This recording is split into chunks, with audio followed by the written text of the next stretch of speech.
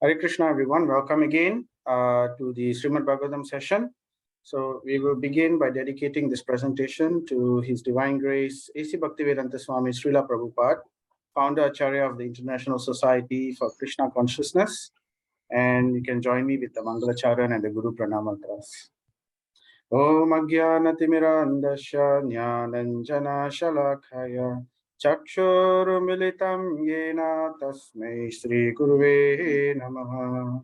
Shri Chaitanya Manobhishtam Stapitam Yena Bhutale Swayam Rupa Gadamayam Dadati Swapadantikam. Vandeham Sri Guru Sri Yuta Padakamalam Sri Gurun Vaishnavamscha Sri Rupam Sagrajadam Sahagana Raghunatanvitam Tam Sajivam Sadvaitam Savadutam Parijana Sahitam Krishna Chaitanya Devam Shri Radha Krishna Padan Sahagana Lalita Shri Vishakhanvitam He Krishna Karuna Sindhu Dinabandhu Jagatpati Gopesha Gopika Kanta Radha Kanta Namostute Taptaka Jayatam Suratau Pangur Mama Manda Matirgatihi Matsarvasva Padambojau Radha Madana Mohanam Divya Grindaranya Kalpadrumada Srimad Ratnagara Simhasanasto Sriman Radha Srila Govinda Devo Prashtali Bihi Sevyamano Smarami Sriman Rasa Rasarambi Vamsivatas Karshan Venu Swanair Gopir Gopinata Sriyestunaha Bhakta Kanchana Gaurange Radhe Vrindavaneshwari Vrishabhanu Sute Devi Pranamami Haripriye Jaya Shri Krishna Chaitanya Prabhu Nityananda Shri Advaita Gadadhara Shri Vasadi Gaura Bhakta Vrinda Hare Krishna Krishna Krishna Hare Hare Hare Rama Rama Rama Hare Hare Hare Krishna Krishna Krishna Hare Hare Hare Rama Rama Rama Hare Hare Hare Krishna Krishna Krishna Hare Hare Hare Rama Rama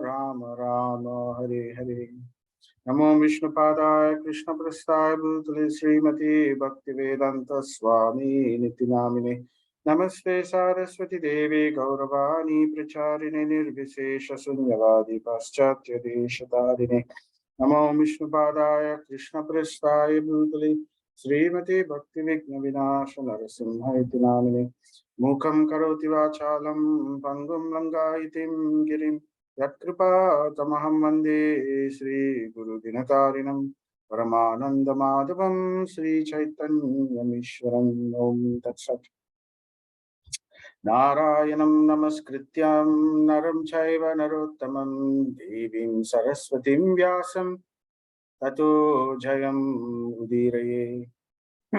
Before reciting Srimad Bhagavatam, which is the very means of conquest, one should offer respectful obeisances unto the personality of Godhead Narayana, unto Narayana Rishi, the supermost human being, and unto Mother Saraswati, the goddess of learning, and unto Srila Vyasadeva, the author.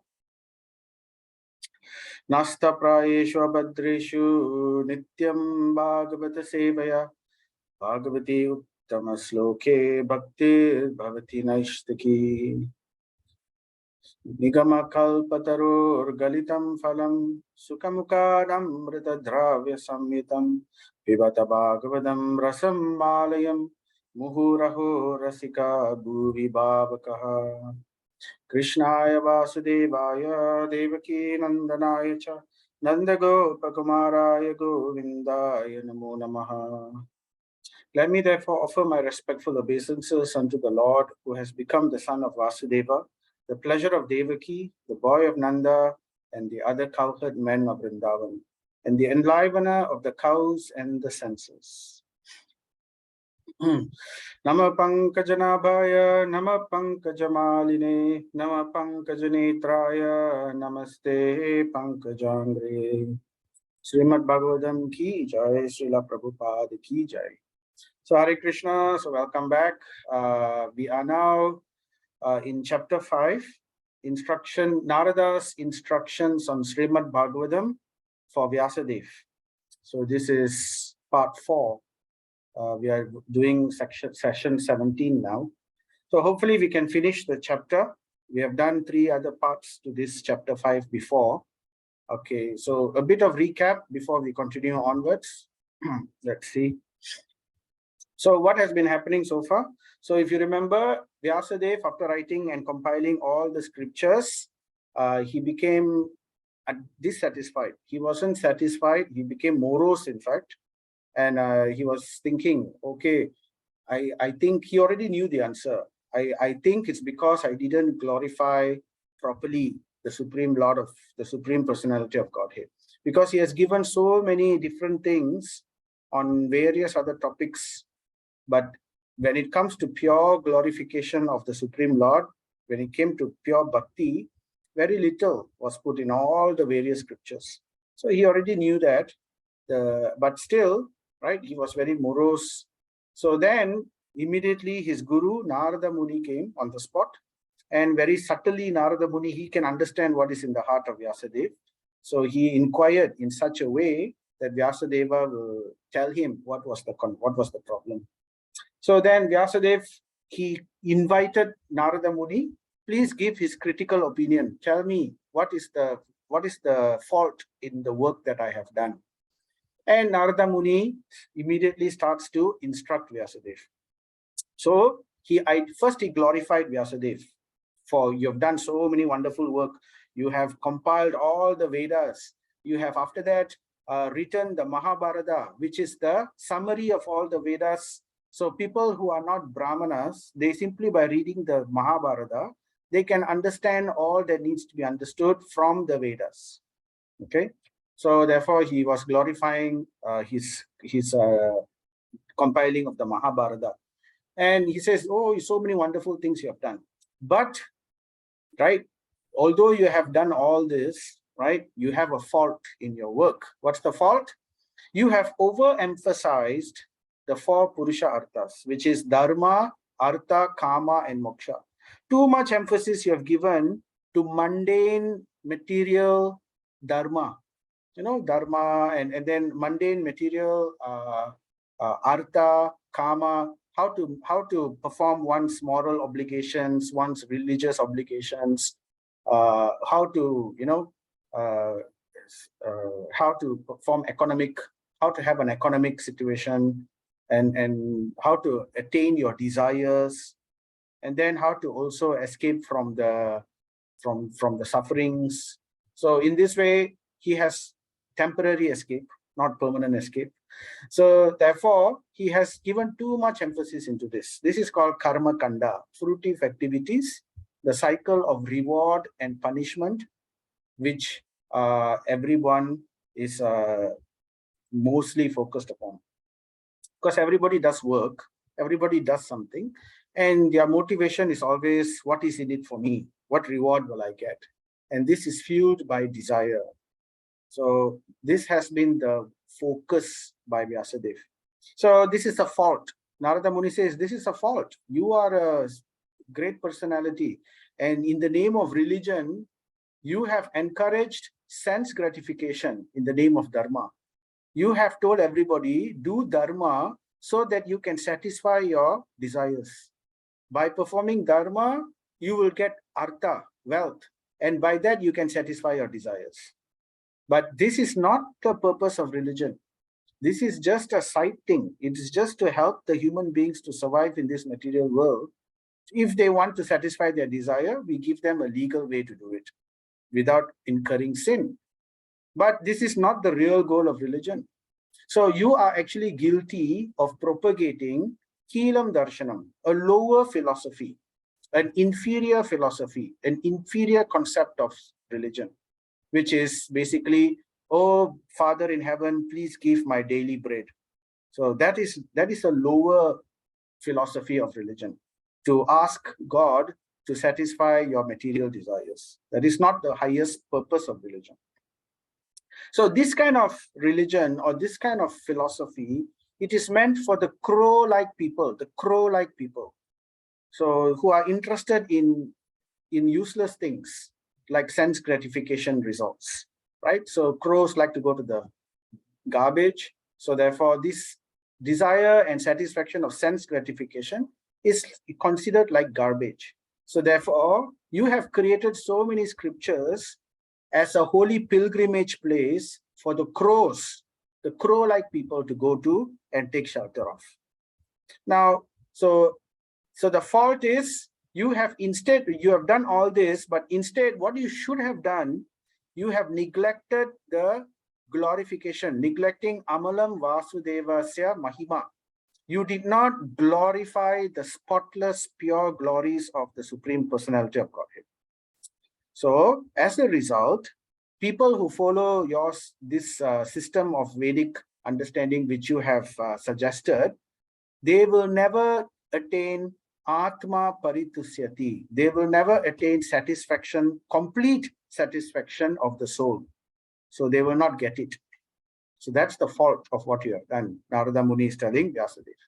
So then he's a guru, so he gives solution also. So Narada Muni, Vyasadeva agrees. He agrees with all of this. And then Narada Muni then tells the solution. Instead, please write something for the swan-like personalities. So the swan, it knows how to go for the essence. So therefore, what you need to do, you now need to write something. You need to glorify Amalam Vasudevasya Mahima. Mahima means to glorify. Glorify Vasudeva, the glories of Vasudeva, which are Amalam, spotless, which are pure. And you need to glorify Charanam Bhujam Harir Bhajan. You need to speak and glorify the pure devotional service, Hari Bhajan, of he who has lotus feet, Charana Ambujam. So the Lord who has lotus feet, you need to glorify him, his lotus feet. So that is devotional service. So these two things you have neglected. So please do these two things, right? And as a result, right, even if you compose them imperfectly, anyone, in fact, not just Vyasadeva, Vyasadeva is perfect. Whatever he composes will be perfect. But just so that for everyone's understanding, anyone who glorifies the Supreme Personality of Godhead, anyone who glorifies devotional service, even if it's done imperfectly, it is still transcendental. You still get transcendental benefits. So that's why our acharyas always tell us to preach, always tell us to chant the holy names of the Lord, to glorify the chanting, to chant to the people, even if it's imperfect, even if there's some mistake in the pronunciation, in the chanting, or in the way we propose bhakti, devotional service to people. Still, because the purpose is to glorify the Lord, it is still transcendental. So very nicely said. And there is no loss, infallible process with no loss. If one just sticks to this activity, there is no loss in anything. And what we will get eternal benefits. It will be with us life after life after life, ever increasing, never diminishing. So that is eternal benefit. It gives us Atma Paritusyati, complete satisfaction of the soul, which is what we are hankering for, right? And it can change the civilization. Currently, the people in the world, the direction of civilization is very misguided. So it can redirect and the misguided civilization. It's capable of changing the world. And it can bring revolution to people's lives who are very impious, people who are very sinful. If they can hear all this, they can change, the heart will change, the propensity of sinning will reduce. So this is the solution. So therefore, please write all this. Narada Muni instructs Vyasadeva, and then he gives example. He gives example about himself. Just see how I, simply being a recipient of this kind of a mercy, my entire life had changed. So then he talked about how, he met, he talked about his previous life. His previous life, he was born as a he was born as a child of a maid servant, a Shudrani, a maid servant. This was in a previous day of Brahma. We have already spoken about this in a previous session. So he was born as a child of a maid servant, and nothing remarkable about the life, a poor life and everything. But at the same time, there was one great fortune that he attained. The great fortune was, one day a group of devotees, Bhakti Vedantis, a group of Bhakti Vedantis, they came to his area, and his mother, she became a servant of these people. She was doing other services away from them, but he, being a young boy, he was allowed to be with the Bhakti Vedantis and help them and serve them as a menial servant. So he was very young, just 5 years old.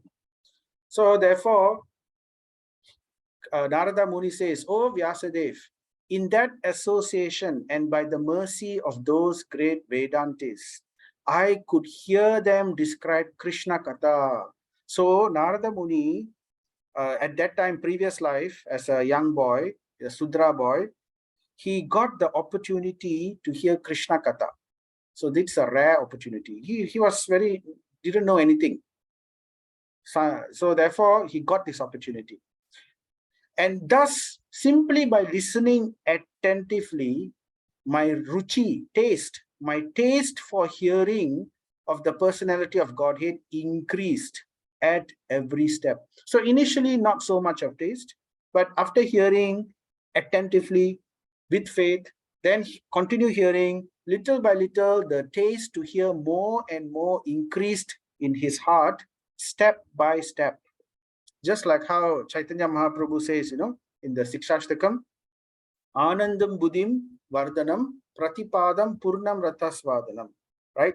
Step by step, Anandam Buddhim, the transcendental pleasure, Ananda, the life of all transcendental pleasures, the knowledge and all that, increases padam, at every step by step it increases. So in the same way, Narada Muni is showing an example. I experienced this, I'm telling you, right? So he's saying like that. Anupadam. So Prabhupada says, men are naturally apt to hear histories and narrations. So people, they like to hear stories. We like to hear narration about other people, about history, so that's why many people like to read storybooks, read gossip, or read newspapers, what's happening in the other country. Or not enough, then they watch movies, then they watch serials, TV, because this is the natural inclination. They like to hear hear stories and find out what's happening. So Prabhupada is saying, an intelligent leader should connect this natural desire of human beings to the right source. Just for example, somebody likes to eat. So just because somebody likes to eat, if you direct them to a bad place to eat food, then they will get disease and bad things will happen to them. But if you direct that propensity to eat in the right place, then they will get all benefits. They will get health, good health, if they eat the right kind of food, and then they will get spiritual benefits if they eat prasadam. So in the same way, people have the natural desire to hear. So without knowing that by such association, one simply wastes valuable time by hearing useless things, and they become addicted to the three qualities of mundane nature. So if we hear mundane things, then we become more and more addicted to the three modes of nature. We become trapped more and more. The more and more we hear mundane things, the more and more we become trapped in Maya. So Prabhupada is saying, right? Therefore, he says, the Lord descends out of compassion because human beings, they have no knowledge about God. They have no knowledge about anything else. They only talk about other mundane things. So to create something for people to talk about him, about the Supreme Lord, right? He descends. He descends to this material world out of his causeless mercy, and he displays his various pastimes, as a human being, as various things, you know, as a Varahadev, as so many different wonderful, amazing pastimes, like superhero movie, right? Like that. He's the original superhero, and he's the original action movie, and all these pastimes comes from him. So why? So that human beings will direct their propensity to hear about these matters simply by hearing, because when they hear about material things, they got no benefit. But if they hear about spiritual matters like the Lord's pastimes, then their consciousness becomes purified. It's good for them. So slowly, the desire to hear more and more takes root in their heart. So that's what will happen. So this is why the Lord, for one reason, in fact, it's the main reason, actually, is the main reason he descends to the world, to enact pastimes, to attract the fallen souls towards him. By hearing the narration of the pastimes of the Lord, one contacts directly the personality of Godhead. Directly, simply by hearing the pastime, you contact directly. Why is that? Because the Leelas are non-different than the Rupa, than the Lord himself. Because he is transcendental, very special. His name, his pastime, his qualities, everything is directly has the same potency as the Supreme Lord himself. So simply by hearing about him, you associate with the Lord. That potency, that we will get the same potency, we will get purified in the same way as if Krishna was directly present in front of us. So that is the speciality. So by hearing about the Lord, right, then our sins become purified. Simply by hearing about the Lord's pastimes from the right sources. So Prabhupada makes a point here. It's important to hear the Lord's pastime from the right sources. Right sources means one who understands the spirit of why the Lord is doing, what the Lord is doing. Not someone who is deviating, not someone who is presenting Mayavada or presenting some material karma kanda, nothing like that. So it has to be someone who's presenting pure devotional service. So from the right source, coming from parampara. Then one can become, by hearing, simply by hearing, this process will purify, and eventually one can become an associate of the Lord, just like Narada. So Narada is going to tell the story, what happened to him. So this process of hearing in the association of the devotees is especially recommended in this age of quarrel, Kali. So very, very important, hearing about the pastimes, about the philosophy, about the Lord's power, about the Lord's creation. All this is very, very powerful in the age of Kali. So then he continues, "O great sage," Narada Muni is telling Vyasadeva, he's telling about his previous life. As soon as I got ruchi, taste of the personality of Godhead, then what happened? As soon as he got taste, his taste fructified, my attention to hear of the Lord was unflinching. He became very focused. Nothing disturbed his attention to hear. He was very focused in hearing. More and more and more, he became fixed, right? Just like how the bee becomes attached to the honey. Once the bee tastes the honey, it cannot move away from that area. Again and again, it will fly around the same area, trying to again and again taste the honey. Even if there's some kind of danger that comes also, still the bee is so intoxicated with that honey that it comes again and again. So he becomes unflinching. Nothing deviates his attention. And as my ruchi developed, I could realize that it was only in my ignorance, swa mayaya. So ignorance is due to Maya. So only due to my ignorance that I had accepted gross and subtle coverings. What does that mean? That means the more I hear, the more my intelligence becomes purified, right? And my ignorance becomes reduced. Then I realize that due to my ignorance previously, I have accepted this body, this gross body, and my subtle body, which is my mind, my mind intelligence, and my ahamkar, the false ego. I have accepted these things as me, as part of me, but actually they are not part of me. I am the soul. So these things are material coverings which are not necessary, can be thrown off. But I did not realize I was the soul. I had accepted this body and the mind, intelligence, and ego, the ego to be the real me, not knowing. So this is due to ignorance. So that's why Chaitanya Mahaprabhu says, Krishna Surya Sama Maya Hara Andakara. When Krishna is there, he is like the sun. When the sun is there, there is no scope for darkness. Darkness simply immediately disappears, right? So Maya is like darkness. So to the extent we uncover the sun in our eyes, because currently so many clouds are there blocking us from the sun. Our impurities, our ignorance is all blocking us from the sun. So we are in darkness. But as we hear, as we chant, as we follow the 9 processes of bhakti, beginning with Shravanam, Kirtanam, Smaranam, and all that, the clouds will remove and the sunlight will dissipate the darkness. And in this way, we will begin to see actually what is the real situation of life. So it's like cataract in eyes. So when we have a disease like cataract, we cannot see clearly. But as we get medicated, then the cataract slowly removes and we can very clearly see the actual situation of who we are and who is the Lord and what is this nature of this material creation. And then we can also understand the spiritual creation.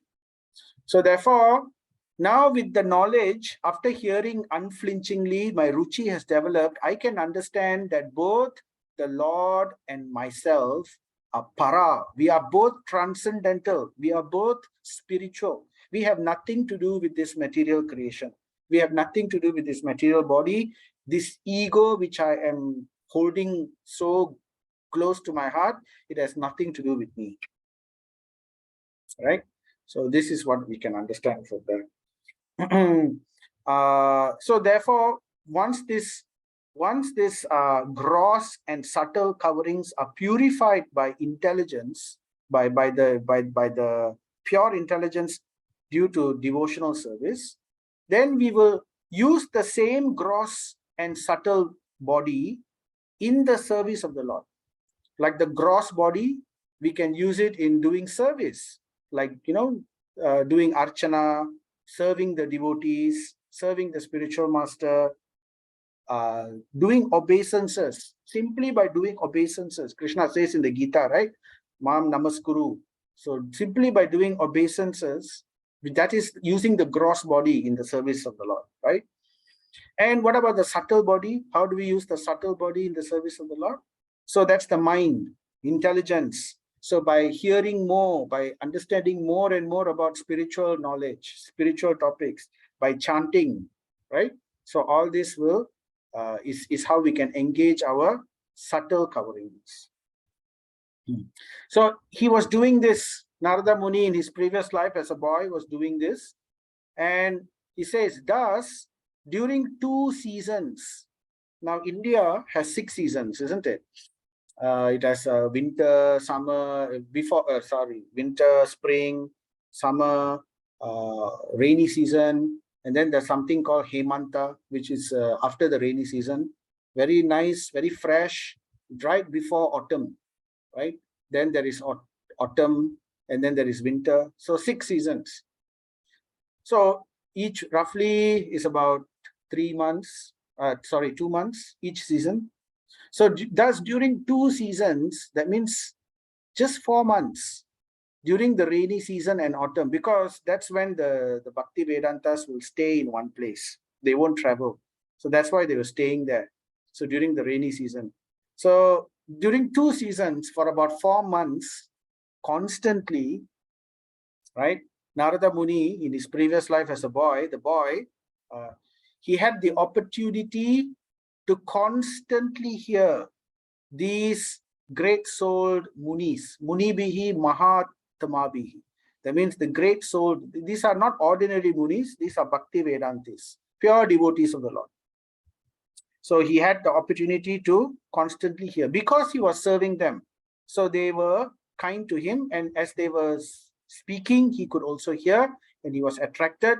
And as the more he heard, he developed ruchi, and then slowly, ruchi strengthened. So he was doing this process of Shravanam for two seasons. Constantly, anusavam, the word constantly is used.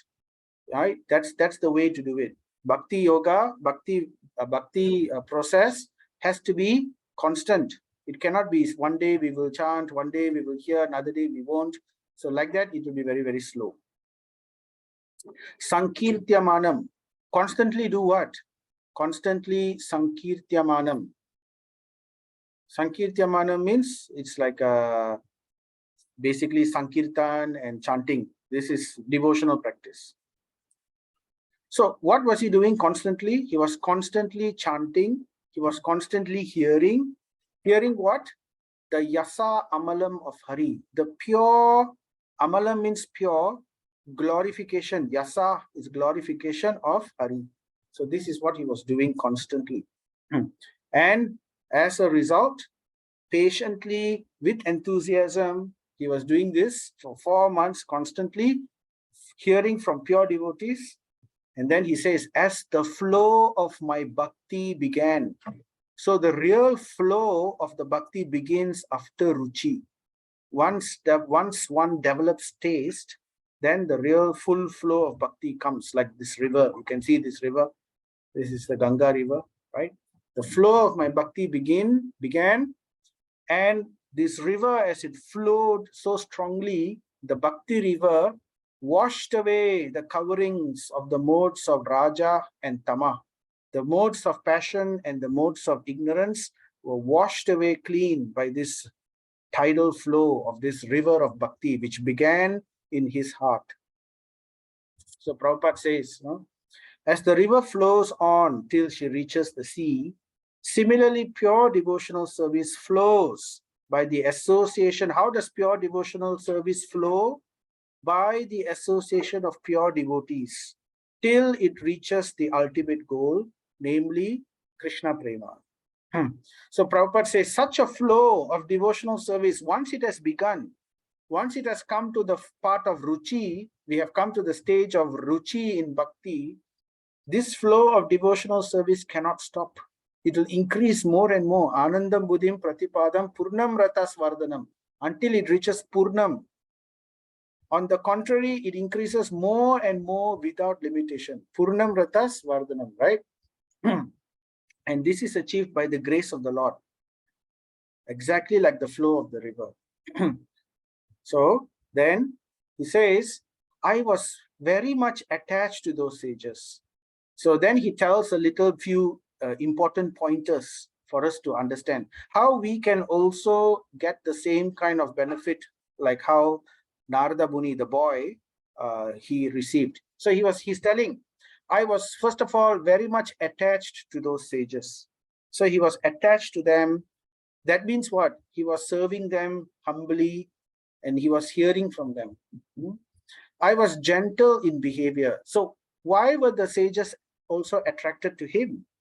Because he was gentle in behavior. So a devotee, right? We understand Vaishnava etiquette, right? Sadachar.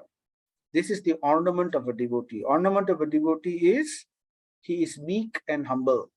So he was gentle in behavior. This gentle behavior, no harsh words, that kind of thing, and no, so this kind of behavior is very attractive. It attracts the Lord. It also attracts the pure devotees. Because it attracts the Lord sends pure devotees to such a person. more and more. And therefore, all by their association, by the association with these Bhakti Vedantas, it's the quick cut, it's the express process in which sins can be eradicated. So all my sins were eradicated in their service. So this is the secret of express way to throw away sin. Simply find a pure devotee and serve him. Very quickly sins will fall away, fly away from the tree, just like how birds fly away from the tree. When we clap, thunder comes, the birds all fly away. So in the same way, the sins fly away. And in my heart, I had strong faith in them. So as the sins fly away, the heart becomes conditioned to receive good instruction. It becomes conditioned for the seed of bhakti to be planted. It becomes conducive. So strong faith develops, right? The seed of bhakti, it's planted inside. And he also says, I had subjugated the senses. So simply getting the seed of bhakti planted is not enough, right? One has to then do something about it. One has to water the seed, right? So, and one has to cultivate the heart. He has to perform certain minimum requirement. The heart has to have a certain minimum requirement. It has to uphold truthfulness. It has to uphold mercy. It has to uphold cleanliness, and it has to uphold austerities. So that's why we follow the 4 regulative principles, right? No meat eating, no intoxication, no gambling, no illicit sex. It's actually meant to uphold the 4 pillars of religion. Then only the heart is fertile for the seed when it's planted. The seed of bhakti, when it's planted, it will grow nicely. Okay, so I had subjugated the senses. So in other words, he was performing some austerities, simple austerities, right? The Ekadasi, chanting is also an austerity, right? So these kind of things, we do them daily. Abstaining from eating meat, illicit activities, and so forth. And I was strictly following them with body and mind. So this is the instruction we receive from the spiritual master, isn't it? 4 regulative principles, and then on top of that, chanting 16 rounds minimum daily, right? Observing Ekadasi and the holy Tidis, the Madhava Tidis. So like that. So strictly following them with body and mind. Hearing constantly. Hearing, chanting, and remembering. So as they were leaving, as the Bhakti Vedantas were leaving, those Bhakti Vedantas, they were very merciful to me. They bestowed upon me their Kripaya Dina Vatsala, costless mercy. Kripaya means mercy, Dina Vatsala. They gave their mercy. They are very kind to the poor and the meek. Dina means the poor and the meek. So they are merciful to them. This is the nature of pure devotees. This is also the nature of the Supreme Lord. The Supreme Lord is also very merciful to the pure, to the poor and the meek. Therefore, they instructed me. What's their mercy? How does the mercy of a pure devotee come? It's not that he puts his hand and then we get money, or all our material problems are solved. Yes, that happens eventually. But the real mercy of the pure devotees is instruction. Instruction in Jnanam Guhya Tamam. Guhya means confidential. The most confidential knowledge. What is the most confidential knowledge? Bhagavad Gita, Krishna says, right? Chapter 9. So, Raja Vidya Raja Guhyam. Idam Pavitra Uttamam. So they instructed me, in other words, about Charanam Bhujam Harir Bhajan, about the pure devotional service to the lotus feet of the Supreme Lord. That is really the most secret of all the scriptures. So Prabhupada says the expression most confidential is significant here because knowledge of devotional service is far, far above knowledge of impersonal Brahman. So it's higher than Brahman. We don't want mukti simply, right? Because mukti is not permanent. And mukti is not the ultimate destination. It is just the stepping stone only. So people misunderstand. They think as long as I'm free from material contamination, as long as I'm free from suffering, I'm happy. Just leave me alone.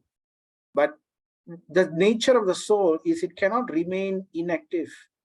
It's either you serve Maya, which is our own sense gratification, which is Maya, or we serve Krishna. We cannot remain in between on the fence. How long can we sit on a fence? Right? It'll poke us, isn't it? How long can we sit on a fence? Eventually, one day we have to get down from the fence. So that's the idea. So bhakti is to get down on the side of Krishna. Prabhupada says, above this Brahman, Jnanam, this knowledge of Brahman, above Brahman, when it is partially mixed with devotion, such knowledge develops to knowledge of Paramatma. So higher than Brahman knowledge is Paramatma, partially mixed with devotion, because they see that Brahman comes from a form, and the form is the Supreme Lord's form, and he is in the heart. So therefore they now worship the Lord in the form. So that is devotion already. Partially mixed though. So then they get, eventually when they see the form, when they approach the form, they will move to bhakti. They want to know, how can I serve this form? How can I develop my relationship with this form? Then it becomes bhakti, and that will bring one to Bhagavan realization, the highest realization. But when such knowledge is turned into pure devotional service, so from Brahma Jnanam to Paramatma Jnana to Bhakti Jnana, pure devotional service, then it is called Jnanam Guhyatamam, the most confidential knowledge. Raja Guhyam, the knowledge which is most confidential. That is Bhakti, not Brahman knowledge, right? So, which is Sakshat Bhagavatoditam. What does that mean? That means it is as good as spoken by Krishna, by the Supreme Lord. So this is the conclusion. So he's saying the Bhakti Vedantas, these devotees, they blessed him with Jnana Guhyamanam, with transcendental knowledge of Bhakti, which is as good as hearing it directly from Krishna, or directly from the Supreme Lord, from Bhagavan himself. So hearing from the lips of a pure devotee is as good as hearing from the Supreme Lord himself. Sakshat Daritvena Samasta Shastre, right? In the Guru Vashtakam we sing. So Sakshat Daritvena Samasta Shastre, Bhagavat Sakshat Daritvena Samasta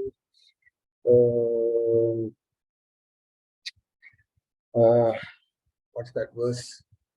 Sakshat Daritvena Samasta Shastre. Anyway, that's one, it's not coming to my mind now, but there's one verse where it says that the words of the spiritual master is as good as the words of Hari. Haritwena. Is as good as the words of Hari. So we don't have to say, I want Krishna to come and tell me. No, Krishna's sense is representative, the pure devotees. So the words of the pure devotees is as good as, we get the same benefit. Because even when Krishna was there, not everybody benefited, isn't it? Because they didn't hear. Duryodhana didn't benefit so much. So like that, it's important that we have to have the right consciousness when we deal with these pure devotees. But this can be understood only by the pure devotee. This Jnana Guhyatamam can only be understood by pure devotee. So we have not become pure devotee means we need to get the mercy of the pure devotees, the Kripaya Dina Vatsala, then we can understand this, Jnana Guhyatamam. So then he continues, this is nice verse, we will say it, Yenaivaham Bhagavato Vasudevasya Vedasaha Mayanubhavam Avidam Yena Gachanti Tatpadam. So Narada Muni says, by that confidential knowledge, I could understand clearly, avidam, my cataract is gone. All the clouds blocking my intelligence is gone. It has become purified. and I'm able to see clearly. I have developed Divya Chakshu, the eyes, the transcendental eyes, right? By that confidential. So by the instruction of those pure devotees, I have now been able to see clearly. What he is able to see? He is able to see that the influence of the energy of the Lord Sri Krishna, the creator, maintainer, and annihilator of everything. He can see how everything works. He can understand clearly, basically, what is Maya, what is Prakriti, what is Mahatattva, what is the Panchabhutas, what are the 5 elements, how all this material creation is being maintained, created, maintained, and annihilated by the Supreme Lord, how the Lord expands himself into various forms, into how his energy is working to maintain everything. So this kind of knowledge we cannot underestimate. It's very important. It forms the basis, the foundation of any other hearing about the pastimes of the Lord. So some people, they will say, oh, I want to hear Leela, I want to hear pastimes only. All this creation are very technical, I don't like to hear. It has nothing to do with material intelligence. One simply has to put the effort, right? Everybody human beings, right? Human being means can understand, isn't it? Anybody not human being, if somebody is an animal, then they can say, oh, I cannot understand all this. But this is meant for human understanding. It's not meant for animal understanding. So one simply has to have that faith that simply by following the process, simply by hearing attentively, carefully, constantly, by the grace of the Lord, all this knowledge will bloom in the heart. So that is the understanding. So we have to know all this, the influence of how the energy of the Lord works, how the Lord is the maintainer, how the Lord is the creator. So that's why Srimad Bhagavatam Canto 1 and Canto 2, it has a lot of information about this, how the Lord creates. We heard about, Mahavishnu, how Mahavishnu expands into, what do you call, Garbhodakashayi Vishnu. And then from there, how he expands into Shirodakashayi Vishnu, and how the Pradhan transforms into Mahatattva and all that we heard before. So that is all part of the understanding. So he could understand. Narada Muni says he was a boy, 5-year-old boy only. But by the grace of these Bhakti Vedantis, all this became very clear to him in his eyes. He's saying. Then he says, Yena gachanti tat padam. So it became very clear about how the Lord creates, maintains, and destroys this material creation, about the energies of the Lord. And it also, by knowing that, by knowing all this, how the Lord creates, maintains, right? By knowing the energy of the Lord, by knowing about Maya, by knowing about the material creation, the spiritual creation. So this will pave the way. It will create the stepping stone. By knowing that, one can return to him and personally meet him. So this is the conclusion. Yena gachanti tat padam. So one will attain the lotus feet of him. Gachanti, he will attain, he will get that lotus feet of the Lord by hearing all this. So one should not take this lightly, right? Srimad Bhagavatam, very, very, very powerful scripture. And then Narada Muni says, oh Brahmana, he's telling to Vyasadeva, it is decided by Samsuchitam. What is Samsuchitam? It is decided. What is decided? Samsuchitam means not simply I decide something. Samsuchitam means by careful research, by careful understanding, by expert and erudite scholars, not ordinary people, great Muni, great scholars, expert people, they have all concluded and decided. That's the meaning of Samsuchitam. Not simply any Tom, Dick, and Harry say, or popular opinion. No, these are decided by very qualified people. So what has been decided by very qualified people? The qualified people have decided that the best remedial measure for removing all troubles and the 3 types of miseries. What are the 3 types of miseries? right? We have the Adi Daivika, Adi Bautika, and Adi Atmika, isn't it? Miseries of the mind and the body, miseries of due to other things, other living creatures, miseries due to our karma and natural disasters. So that kind of thing. All these three miseries, the best remedial measure for all troubles in life is what? So before we find out what is what, Prabhupada says is very important. He says, foolish people have manufactured out of their tiny brains many remedial measures for removing the threefold miseries. So this is what our current government and our current civilization is like. So they don't refer to scripture. They reject the scripture and they think they are very great. So therefore, they come up with various theories, various hypotheses, just for the last 200 years only mainly. And they keep changing the theories every few years. They keep changing. They call it progress. The word for that, the nice word they have used for that is called progress. They don't say it is ignorance. Because of their ignorance, they keep changing their theories, but they call it progress. Oh, we are making improvements. So they do that and they think that they can solve. But you know, have you noticed every single problem which we have got and the scientists and the politicians have tried to solve, by solving one problem, they have created many other problems from that so-called solution to that one problem, right? You just have to open our eyes and see carefully about everything. Every sphere, you get headache, you take Panadol. You eat Panadol constantly, you'll get liver problem, right? So like that. So you press one button, another two button pops up. You want to solve transportation problem, you have petrol engine. Petrol engine creates some other problems. To solve that problem, you create something else which causes some other problems. So it goes on and on and on, right? So that's the problem. Foolish people with tiny brains, they come up with this kind of things. They try to manipulate the material energy of the Lord without accepting the scriptural injunction. This is the result. But men do not know that without the sanction of the Lord, no plan or no remedial measure can actually bring about the desired peace and tranquility.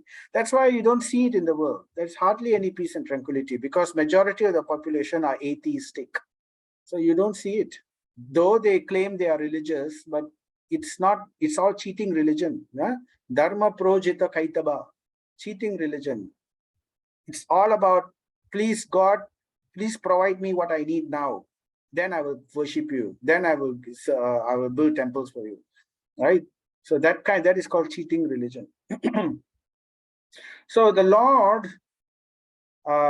is the ultimate sanctioning agent of all good or bad effects. Anything that happens. So not a blade of grass moves without the sanction of the Lord. But at the same time, the Lord doesn't involve himself in all the tiny, minute matters. He has his agencies taking care of them, right? Like we have Yamaraj, we have the Navagrahas taking care of the karma of all the people. We have the Devatas taking care of the sun, the moon, the water, the everything. But it's all being controlled by the Supreme Lord. How? That is the wonderful, wonderful Achintya Shakti of the Lord. He's controlling everything, but he's not directly involved, but yet he's controlling everything. So then we have, it continues, etat samsuchitam brahmam sthapatraya chikitsitam yat ishvare bhagavati karma brahmani bhavitam. So the part yat ishvare bhagavati, Yat Ishware Bhagavati Karma Brahmani Bhavitam. So previously the verse was, O Brahmana, it is decided by great personalities, carefully by scrutinizing and by realization, that the best remedial measure for removing all trouble, all type of misery is, what is the best way? Yat Ishware Bhagavati Karma Brahmani Bhavitam. Okay, I get a message saying my internet is unstable. Okay, anyway, it's gone now. Okay, let's see. So the best way is to dedicate one's activity. Actually, the best way is devotional service, right? Ishware Bhagavati, right? But here Narada Muni is giving the basic start off, how to start off devotional service. He says we can dedicate, because to become a pure devotee suddenly, it's not easy, right? Somebody is a karma kandi, so much having everyone has material desires. So it's not easy to become a pure devotee, devoid of material desires, or at least having only the focus of not satisfying material desires, but to satisfy the desire of Krishna. So therefore he says, begin. That's why Krishna in the Bhagavad Gita also says to Arjuna, begin Arjuna, chapter 5, right? Chapter 5 is karma yoga in Krishna consciousness. So he recommends dedicating one's activities, dedicating one's action and activities to the service of the Supreme Personality of Godhead, Sri Krishna.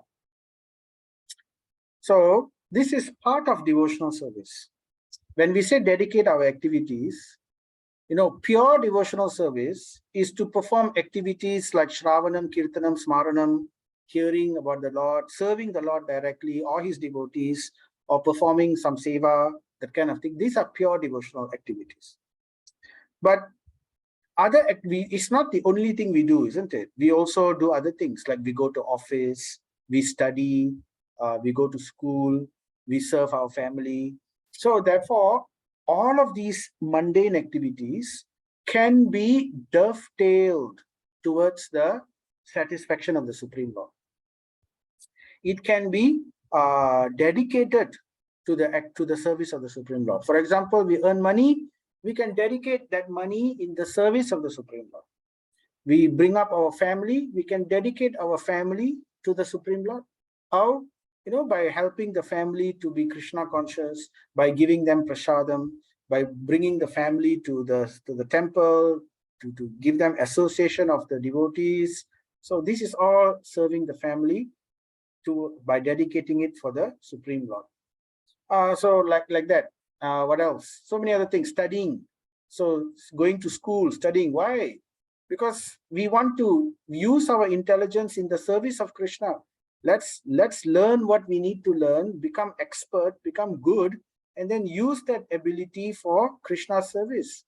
Our International Society of Krishna Consciousness, we need so many people who are expert in so many things. We have enough sweepers and we have enough pot washers, or maybe we don't have enough pot washers, but we need expert people to help guide the society. Because Prabhupada says, somebody asked Prabhupada, how can the society move on in the future? And then, by doing this, by doing that. No, Prabhupada says two things is needed. One is intelligence and the other is careful planning. So for that, we need expertise. And this material education, material things can be used in the service of the Lord in this way, right? Remember, books are the basis, purity is the force, preaching is the essence, utility is the principle. We use everything in the service of the Lord. That is what we do. Utility is the principle. So Prabhupada says, the best thing is to get relief from all material activities and engage oneself completely in hearing the transcendental pastimes of the Lord. So this is the best thing. If somebody can do this, completely renounce everything and completely dedicate one's life fully in the service of the Lord, like brahmacharya ashram.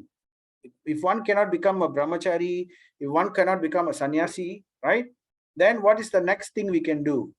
We can dedicate our activity to the service of the Supreme Personality of Godhead. So, Prabhupada says, but in the case of absence of such an opportunity, not everyone is able to fully dedicate everything in the transcendental pastimes of the Lord. This is the best thing to do. But if you're not able to do that, or the opportunity has not come yet, we are not retired or something. So one should try to engage in the service of the Lord, everything for which one has specific attraction. use our skill, use our intelligence, use our ability, and in the service of the Lord. And that is the way of peace and prosperity. So this is Karma Yoga in Krishna Consciousness, chapter 5, Bhagavad Gita. So Prabhupada says, if one is he gives example, if one is an administrator, if somebody is good in managing, like a statesman, a warrior, a politician, then one should try to establish the Lord's supremacy in statesmanship. If one is a politician and somehow you can, we have people like that, like Tulsi Gabbard, she particularly asked for the Bhagavad Gita to swear upon when she was put into a position of power. So this is all establishing the supremacy of the Lord, or celebrating Janmashtami. For example, in England, they celebrated Janmashtami in their parliament. So because there are so many Indians now, so therefore that is nice. That is establishing the Lord's supremacy. If somebody is an expert debater, they can debate and establish theism, the supremacy of the Lord. So all this requires skill. So we can use our abilities and our skill. Not that we shall all become skillless and simply, that is also fine. But Prabhupada wants more and more people to be able to do specific work for the pushing the movement. We need skilled, qualified people more and more to push this movement to the next level. That's why he concentrated so much on youth preaching, on college preaching, right? Outreach to college and youth preaching is very important to get the intelligent people to join ISKCON, to join Krishna consciousness. Then very quickly transformation can take place.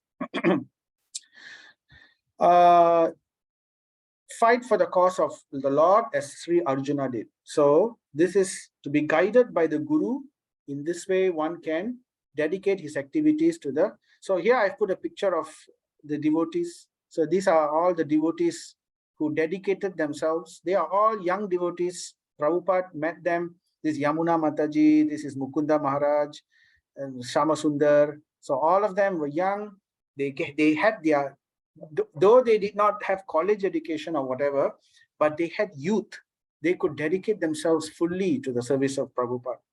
So in this way, just like how Krishna guided Arjuna, Prabhupada guided all of these people, and wonderful miracles were achieved. So Prabhupada says, similarly, if one is a businessman, an industrialist, an agriculturalist, etc., then one should spend his hard-earned money for the cause of the Lord. So dedicate that money, some amount of money, put aside, serving the mission of Srila Prabhupada. Think always that the money which is accumulated is the wealth of the Lord. So this is the mentality we should have, that the Lord of my house is, I'm not the Lord of my house, the Supreme Lord is the Lord of the house. So the altar takes a position of prominence.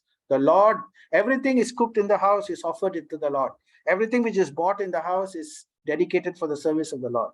So that kind of mentality one should develop. So this is very practical. These are all practical ways where our Acharya helps us. So here is an example. This is Mafatlal, Rishikesh Mafatlal and his wife, very, very rich industrialist in India. So they have dedicated a lot of money. They have not only money, because he's an industrialist, he has contacts, he has people working under him. So many people have benefited, particularly in Krishna consciousness due to this person. And then we have Alfred Ford and his wife.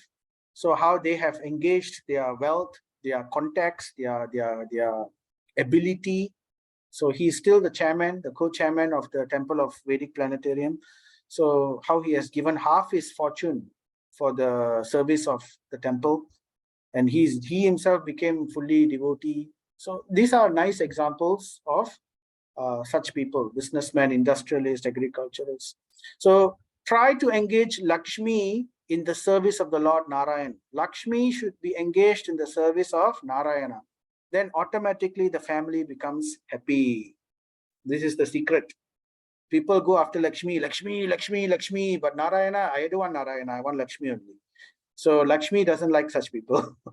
So that is Ravana mentality. Ravana wants Sita, Sita, Sita, but doesn't want Rama. He wants to kill Rama. So we don't want to follow in the footsteps of Ravana, because what happened to Ravana in the end? He got a very bad stomach pain, right?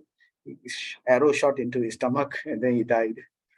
So we want to follow the footsteps of the devotees. Speaking of stomach pain, so, oh good soul, does not a thing applied therapeutically cure a disease which was caused by that very same thing? So sometimes, example, sometimes we take food and we get stomach pain. So like Prabhupada gives the example of milk preparation. So, if we get stomach pain due to eating spoiled milk, or due to indigestion of milk food, that kind of diarrhea we get is very bad. I've had experience before. Other types of food poisoning is not as bad as milk food poisoning. Quite bad it can be in my experience. So the cure for diarrhea due to eating indigestion of milk product, the cure for that is yogurt. So this is Ayurvedic understanding. A little bit of yogurt taking therapeutically, that means as a medicine, can cure the disease which was caused by the milk. Both are milk, yogurt is also from milk, but it's not exactly the same. Yogurt is transformed milk, isn't it? So Prabhupada says, similarly, threefold miseries of material existence cannot be mitigated simply by material activities. So Prabhupada is saying, you get stomach ache due to milk, you take more milk, you'll get more stomach pain. You need to take yogurt, which is transformed milk. That will cure the stomach pain. So such activities, so simply in that same way, we cannot become free from three modes of material nature by performing material activities. But if the material activity is transformed, just like how milk is transformed into yogurt, so the same material activity is transformed, is spiritualized. What transforms yogurt? We add culture into the milk, it becomes yogurt, right?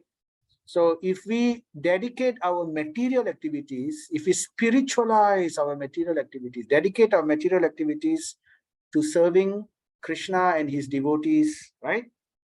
Then that same activity, the same so-called material activity, will cure us from the three modes of material nature, will release us. So does not a thing applied therapeutically cure a disease which was caused by the very same thing? So this is the basis of homeopathy. If you have heard of homeopathy, homeopathy works based on this principle. They use they therapeutically use poison or in disease diluted in the form to cure another disease, the same disease actually. So this concept is a homeopathy concept. So it's homeopathy is bona fide, is from the scripture. You can see the concept is there. But in Ayurveda, it's homeopathy. At one point of time, all was part of Ayurveda, but now the knowledge is not so much there. So this is how it works. Another example is the example of the steel, the metal. The metal is so not nice. It's ugly, right? It's hard, it's cold. But this same metal can become very different in contact with fire. So in the same way, material activity in contact with Krishna and his devotees, they take on a very different property. The property becomes very different. That same, the same material activity which we perform, if it's spiritualized, it can liberate us. It can purify us. So therefore, Narada Muni is saying, thus, when all a man's activities are dedicated to the service of the Lord, so when we dedicate our activities to the service of the Lord, just like we have, Brahmanas, we have different types of people, right? Brahmanas who are thinkers, Kshatriyas who are leaders, Vaishyas who are profit-minded, Shudras who are workers, doesn't matter. Any of these activities, we can dedicate it to the service of the Lord, then it becomes perfect. That activity is perfection, right? That is the varna. Ashram also, we become brahmacharya, grahastha, vanaprastha. So all of these, if it's dedicated for the service of the Lord, then it is perfect. So this is how varna ashram can be perfected. This is what it's meant for. Then he says, those very activities which caused his perpetual bondage, which is the karma, all the work. You know, we hear in chapter 15, Bhagavad Gita, the upside down banyan tree, right? The urdhva moolam adha shakam, the upside down banyan tree, which is actually all our material activities. The same material activity which has trapped us, the same material activity, if we engage it in the dedicated in the service of the Lord, it can, what can become? It can become the destroyer of the tree of work. It can liberate us. So, like this axe. What is the axe which can liberate, cut down this tree? We dedicate our activities in the service of the Lord. How we can dedicate our activities? We need what? We need detachment and we need knowledge, right? These are the two things which is required. Krishna says, suitable practice and detachment. Practice and detachment. And detachment can only come when there is knowledge, sufficient knowledge. And therefore, the more we practice bhakti, automatically detachment and knowledge will come. This is the process. And we can free ourselves from this. So whatever work is done here in this life for the satisfaction of the mission of the Lord, all the services that we do, all the activities, material activities which we dedicate for the pleasure of the Lord. So this verse is nice. Yat atra kriyate karma bhagavad paritoshanam jnanam yattat adinam hi bhakti yoga samanvitam. So whatever work is done for the satisfaction of the mission of the Lord, right, is called bhakti yoga.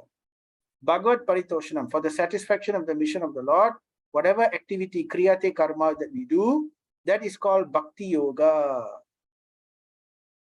So just like you can see this picture, this is the picture of the manor. So we have George Harrison, a mundane materialist, a karmi, right? He was very much into, all the illicit activities were going on with the Beatles. But somehow by his good fortune, he came in contact with devotees and he was able to appreciate the devotees. His faith grew more and more. And until the point that he did more and more service, he had an album out, he had songs, and all these songs became very popular. It served the mission so much. Hare Krishna movement really went to the next level thanks to George Harrison contact. He dedicated this Bhakti Vedanta manor to them. So, and slowly, gradually, this person became a pure devotee, right? He associated more and more with devotees. We see here wearing dhoti, wearing kurta, having japa bead. This is George Harrison before, right? So therefore, this is how the transformation of bhakti can take place. So it is called bhakti yoga. So we have three different major pathways in the Vedic scriptures. It gives us three different Vedic pathways. Pravrita Marga, I mentioned this several times before.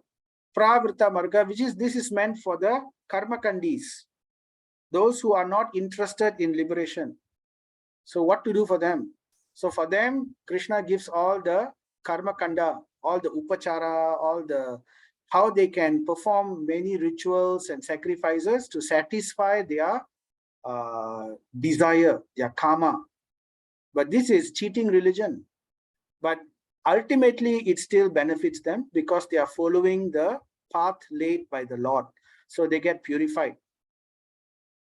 Then there is Nivritta Marga. For those who are a bit more intelligent, they know that all this is illusion. They want to purify themselves and get liberation.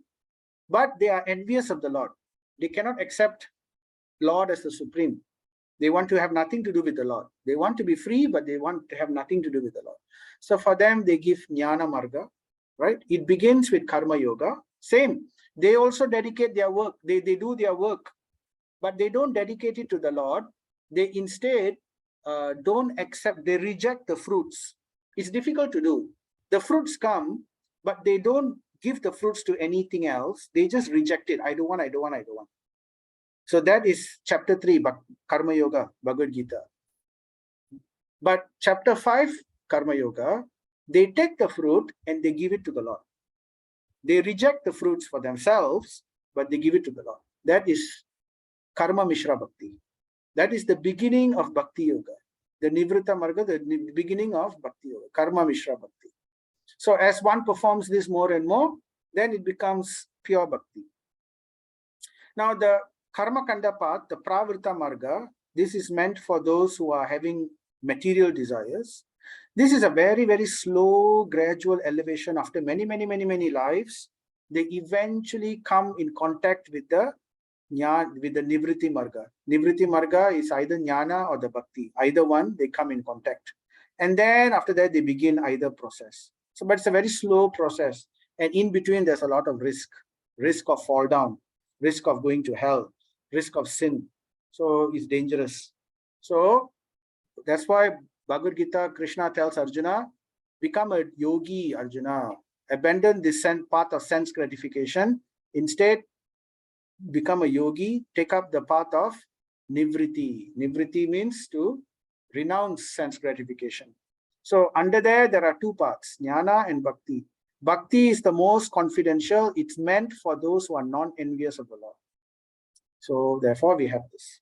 Now the Jnana path is difficult because they reject the mercy of the Lord. They reject the mercy of the Lord. They want to do it on their own strength, on their own mind, on their own knowledge. So it's difficult, slow elevation to mukti. And what they will achieve is mukti, liberation only. And this is not the ultimate goal, but it will lead them to bhakti eventually.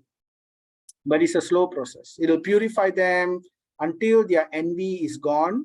Then they can take up the bhakti path, right? But we don't have to wait. If we don't have envy of the Lord, we can directly take up the bhakti path. And we can begin with Karma Mishra Bhakti Yoga and purify this with the ultimate goal of pure bhakti. And that will bring us to the ultimate goal of life, which is Prema Bhakti.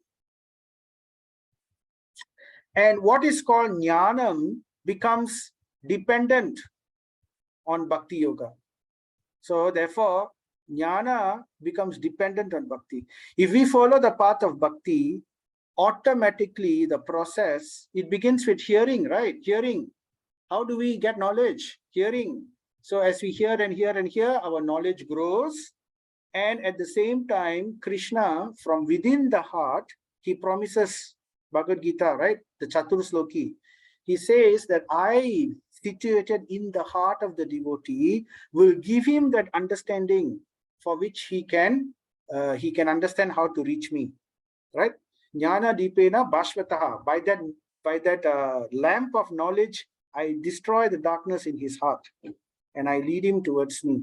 Madgatinatmara. So he says that.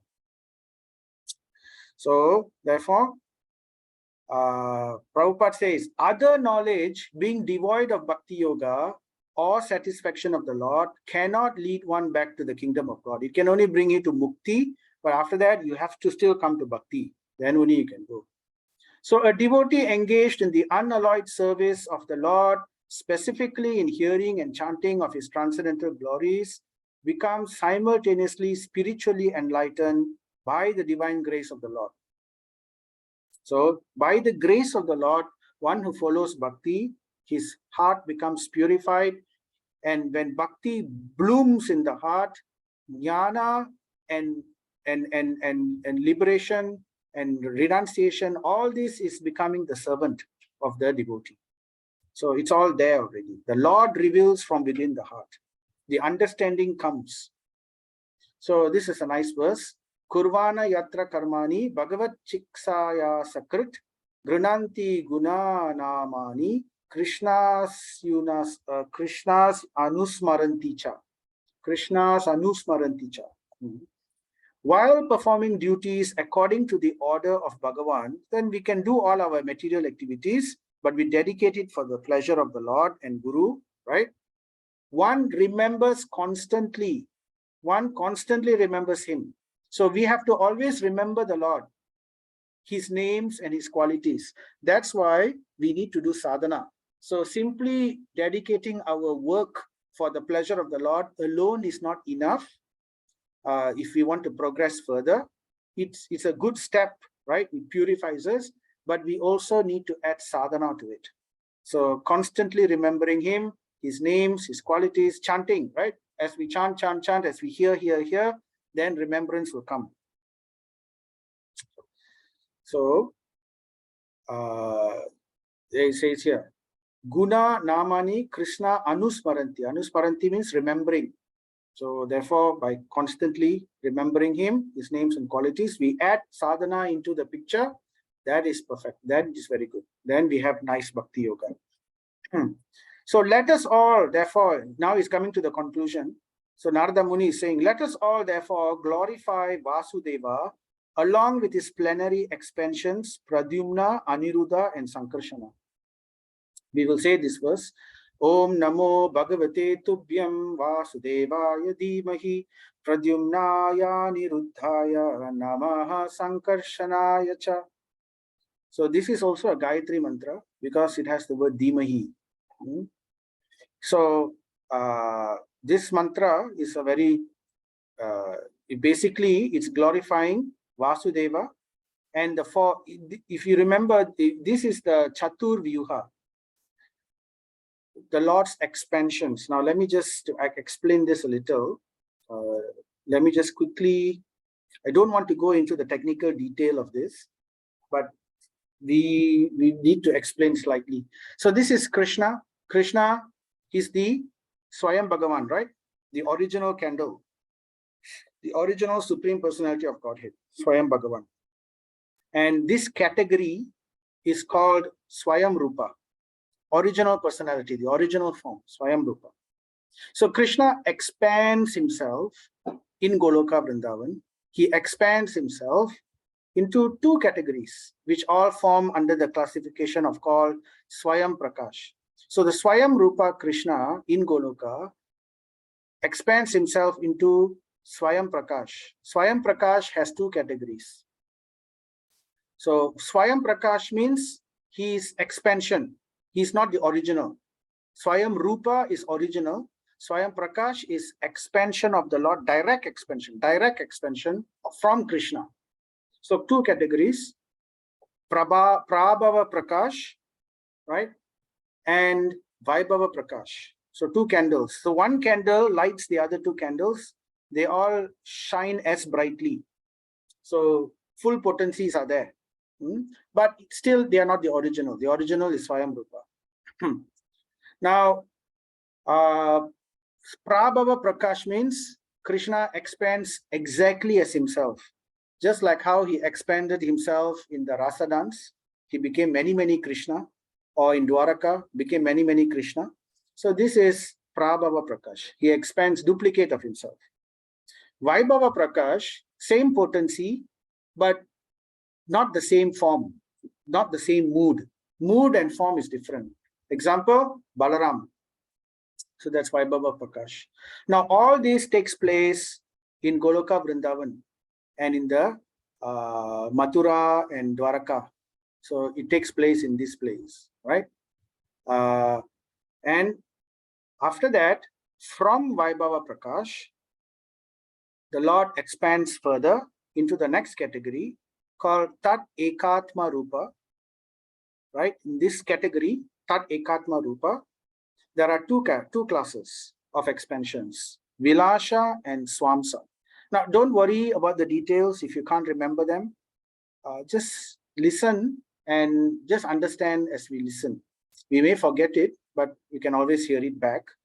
But at least once we should be able to go through it. So Vilasa and Swamsa. Now, we have talked about Swamsa. Swamsa is what the incarnations, the many incarnations in chapter 3. We talked about Narsimha, the Purna avatars, or avatars. Avatars are all under Swamsa category. They are coming from Garbhodakashayi Vishnu, right? But where does Garbhodakashayi Vishnu come from? He comes from Mahavishnu, and Mahavishnu comes from Narayana in Vaikuntha, right? Ultimately. And Narayana is a Vaibhava Prakash expansion coming from Balaram. Vaibhava Prakash, ultimately. There are a lot of in-betweens. Which I'm skipping. But in category wise, this is correct, right? So, Swamsa is in the material world, whereas all the rest is in the spiritual world. So you will only see avatars in the material world. The rest are all in the spiritual world. You won't see them here. And out of this now, in Vaibhava Prakash, Lord Balaram, he expands himself into Narayana or Vasudeva. Okay, Vasudeva. He expands himself into Vasudeva. And Vasudeva expands into Pradyumna, and then he expands into Aniruddha, and he expands into Sankarshan. So this is called the 4 Chatur Vyuha. The Chatur means 4, Vyuha. Vyuha means expansions. So 4 Chatur Vyuha. So this is the first set of Chatur Vyuha. The first set of Chatur Vyuha, under Vilasha, you have 2 sets. So the first set of Chatur Vyuha is coming directly from Balaram. From Balaram becomes Vasudev. From Vasudev, Pradyumna, Aniruddha, and Sankarshan. So this first set of Chatur Vyuha is called Prabhava Vilasa. Prabhava Vilasa, or Vilasha Prakash, I think, if I'm not mistaken. Yeah. Vilasha Prakash. No, sorry. Prabhava Vilasha. Vilasha Prabhava Vilasha, one of these. This is the first set. All happening in the spiritual world only. And then from Sankarshan, another Vasudeva is expanded. Second set. Another Vasudeva is expanded. Second set. And from that Vasudeva, the second set Vasudeva, comes Pradyumna, Aniruddha, and Sankarshan. So now we have 2 sets of the Chatur Vyuha. The first set, the primary one, is called Prabhava Vilasha. The secondary set is called Vaibhava Vilasha. So the second set of the Chatur Vyuha, from Sankarshan comes comes the Purusha avatars. Now the Vasudeva of the second set is Narayana himself. He expands into the Vasudeva. And from Sankarshan of the second set comes the Karanodakashayi Vishnu, the Garbhodakashayi Vishnu, and then from there all the avatars in the material world. So that is Swamsa. So today we talked a bit of the Vilasha, the Chatur Vyuha. So don't worry about it too much. This is a bit technical. We will understand more of it as we go into deeper parts of the further cantos of Srimad Bhagavatam. But I'm just mentioning this because I wanted to give an understanding of this verse. Om Namo Bhagavate. Where's that verse? This one. Vasudeva Dhimahi, Pradyumna Niruddhya, Nama Sankarshan. So let us all chant the glories of Vasudeva along with his plenary expansions. So together with all the avatars, why together with the plenary expansions? Because all the avatars, all the Shakti are all coming from these expansions also. So together, they're all together, right? Let's glorify them together. Vasudeva, Pradyumna, Aniruddha, and Sankarsana. Because the Lord is always worshipped together with everything, with all the Shakti and the devotees. Okay, so with that understanding, right? Thus, he is the actual seer, Samyak Darshana, who worships Yajate. So, by dedicating our activities for the pleasure of the Lord, by performing the sadhana, in this way we perform devotional service, bhakti yoga. This person who does this, he is the actual seer. Because just like how I was able to see, I did the same thing. Narada is telling, by the grace of this Bhakti Vedantis, I did this and I was able to see. So thus he is the actual seer who worships in the form of mantra murtim, the Yajna Purusam, who is Amurtikam. Therefore, in devotional service, we worship the Supreme Lord in the form of Murti, but at the same time, we also, Murti means form, but in the same time, we also worship in the Mantra Murti. So in the form of Mantra Murti. So this is chanting the holy names of the Lord or chanting the specific mantras, like just now, the Gayatri mantra, which we just chanted just now. So that is also Mantra Murti. So by Mantra Murti, by worshipping the Murti of the mantra, right? By the mantra itself is the Murti. The name is non-different than Krishna, right? So the Yajna Purusham. So we worship in this way the Yajna Purusham, the Lord of all Yagyas, who is Amurtikam. So who is without Murti? What does that mean? Amurtikam means without material form. It also means, Vishwanath Chakravarti Thakur says, Murti also has another meaning. It means without difficulty. So both meanings can be accepted. So without material form and without difficulty, one can worship the Supreme Lord. So by mantra murti, by chanting the mantras. So Hare Krishna mantra and all that.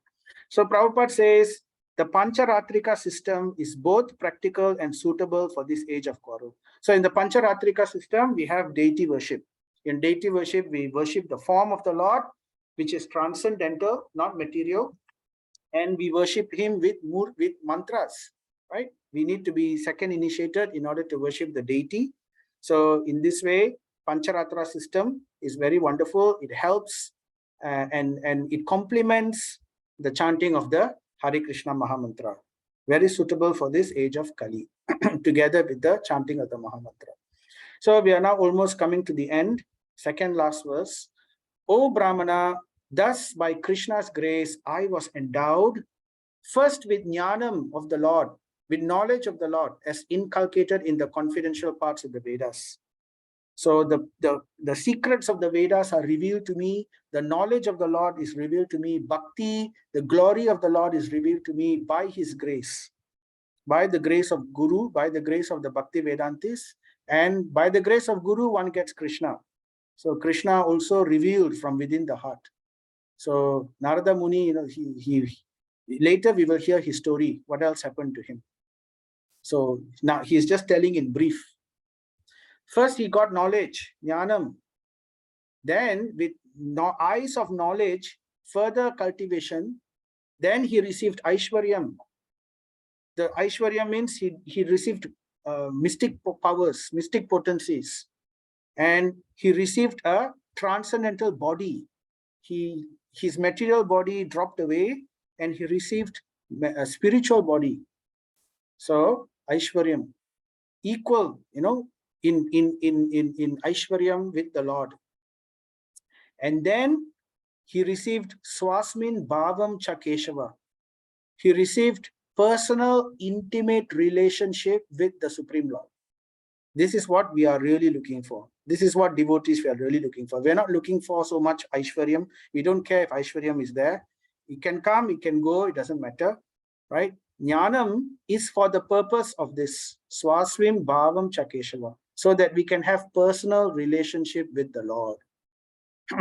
So Prabhupada says, the Lord reveals his identity gradually to one who has unflinching faith, both in the spiritual master and in the Lord. So this is the secrets of devotional service by which Narada Muni benefited greatly.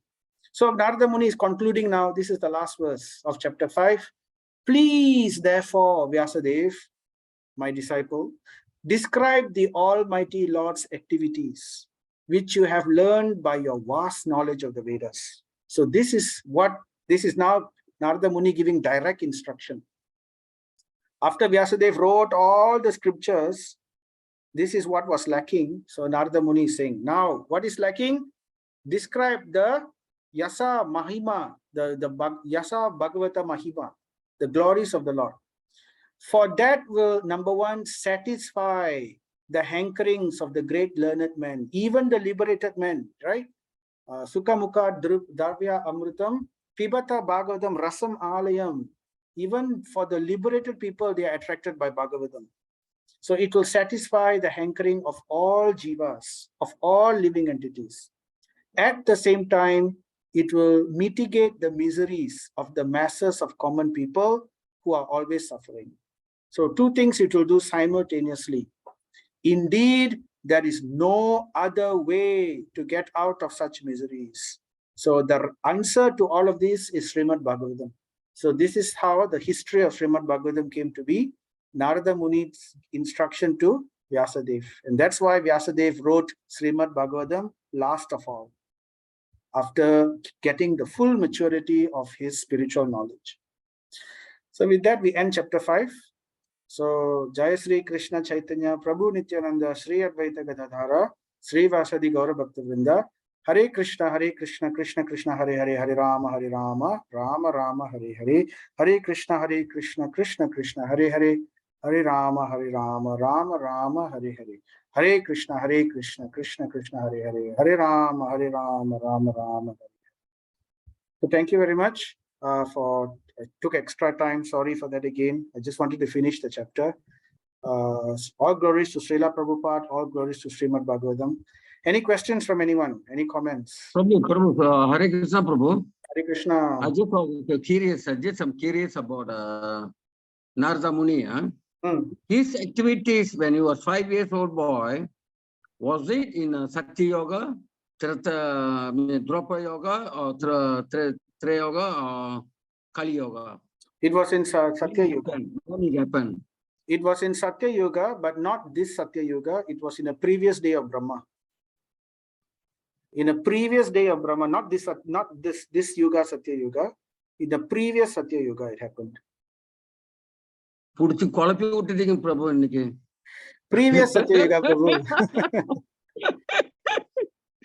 Very complicating, Prabhu. The last part, so many avatars and so many. No, that one you don't worry too much. I just mentioned it because it was Bhagavatam mentioned it, so I need to explain. I will explain that again and again later on. We will come to that. This is the first time I'm introducing the Chatur Vyuha, so it will be introduced again later. That time we will go deeper again. Okay, Prabhu, let me get it clear. So Narada Muni, not these yogas, not these 4 yogas, previous 4 yogas, is it? The boy, when he was the boy, 5 years old boy. Yes, he was in the previous Chatur Yuga. That time he was at that time's Satya Yuga. He was born. So that means now, according to the calculation yoga, you should be 10 million years old. Because after the boy was born in Satya Yuga, he followed this process, and then he died, and then he immediately became Narada Muni in this Yuga. He became Narada Muni, the son of Brahma, in this Yuga, in this Chatur Yuga. Thank you, Prabhu. Thank you very much. I was a bit confused on that, Prabhu. Thank you very much. Okay. Hare Krishna. Hare Krishna. Hare Krishna. Very good. Actually, there's a previous story to that also. Before he became a boy, he was a Gandharva. In a previous Yuga, he was Narada Muni. And then he was cursed by his father Brahma to become a Gandharva. And then he became a Gandharva. And then after that, he was again cursed as a Gandharva to become a Sudra boy. And then after becoming a Sudra boy, then only he met the Bhakti Vedantas. He became purified again.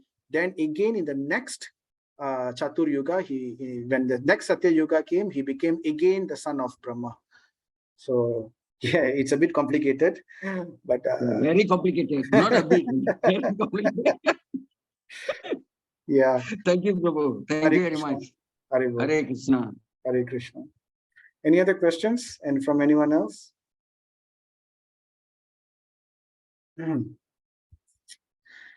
No? Okay.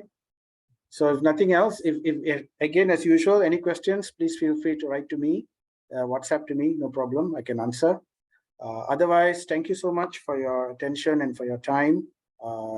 Really appreciate it. Let's continue this culture of hearing Srimad Bhagavatam. So with that, Srila Prabhupada ki jai, Srimad Bhagavatam ki jai, Sri Krishna Bhagavan ki jai. Thank you very much. Thank you so much, Prabhu. Hare Krishna. Hare Krishna, Prabhu. Hare Krishna.